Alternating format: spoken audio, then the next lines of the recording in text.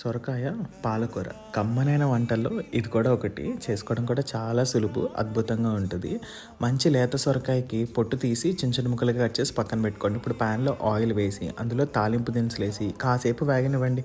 ఇప్పుడు ఒక సన్నగా తరిగిన ఉల్లిపాయ కూడా వేసి ఉల్లిపాయ బాగా మగ్గనిచ్చేంత వరకు వేగిన తర్వాత మనం ముందుగా కట్ చేసుకున్న సొరకాయ ముక్కలు వేసి కలుపుకొని వాటిని మగ్గనివ్వండి. ఈ మగ్గుతున్న లోపల ఇందులోకి మనం ఒక కారం తయారు చేసుకున్నాం. ఇందులో మనం మామూలు కారపొడి వేయము, దంచిన కారం వేసుకుంటాం. అది కూడా పచ్చి కారం అంట. వెల్లుల్లిపాయలు అలాగే మన కారానికి సరిపడేలా పచ్చిమిరపకాయలు వేసుకుని దీన్ని మిక్సీలో పట్టొద్దు, వీలైనంత వరకు దంచుకోండి. దంచితేనే ఆ రుచి ఇంకా బాగుంటుందన్నమాట.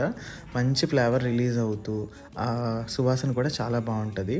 ఇప్పుడు మనం మగ్గుతున్న ముక్కల్లో కొద్దిగా పసుపు అలాగే ఉప్పు యాడ్ చేసుకుని కలుపుకోండి. కలుపుకున్న తర్వాత మనం ఇప్పుడు దంచుకున్న మిశ్రమం ఉంది కదా, అది కూడా ఇందులో వేసేసుకుని బాగా కలుపుకొని ఒక్క 10 నిమిషాలు లేదా ఒక 15 నిమిషాలు ముక్క బద్దబడేంత వరకు కూడా మగ్గనివ్వండి.